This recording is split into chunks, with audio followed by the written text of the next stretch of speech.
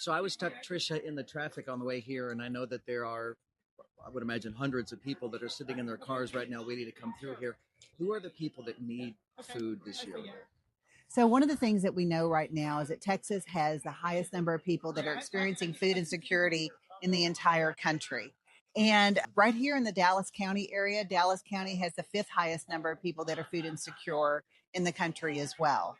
So many of these people, we're primarily serving the working poor. That's what we know. People are sometimes working 1, 2, 3 jobs, or they could be children, or they could be senior adults. But the majority of those we serve that are here, and that's why we do this on a Saturday, is so that they can come and get access to the food that they need for their families. I mean, there's a real divide in our community, right? There's a lot of people that haven't the slightest idea that there are, as you described, people who are food insecure.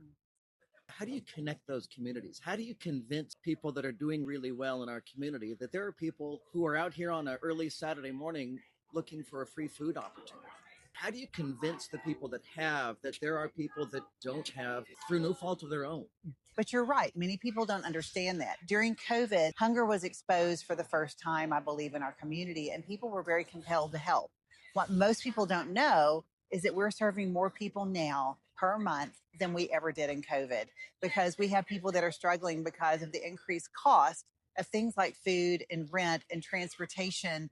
And they're having to make choices whether they pay for those essentials, which don't fluctuate, or whether they pay for food.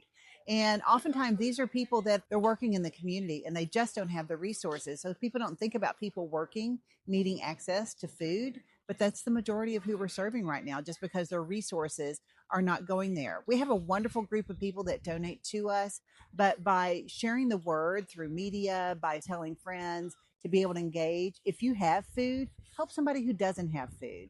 And that's the way that we can all give back and make our community stronger. Walk me through that, because I see you've got a big 18-wheeler here, and a lot of this food looks like it's been palleted somewhere in a warehouse. Yes. If someone is sitting at their kitchen table right now looking through their pantry and they've got maybe a half a dozen boxes of mac and cheese and some canned diced vegetables, is that donation going to make a difference? Or are you looking for corporate donations of pallets full of food? Every person and every donation makes a difference. So the North Texas Food Bank is a supply chain and logistics organization that happens to be nonprofit. We have a 230,000 square foot warehouse where we have 11,000 pallet locations. We primarily distribute to 12 counties and more than 500 food partners in those counties. One of the great ways that our community can help right now is we have a virtual food drive option.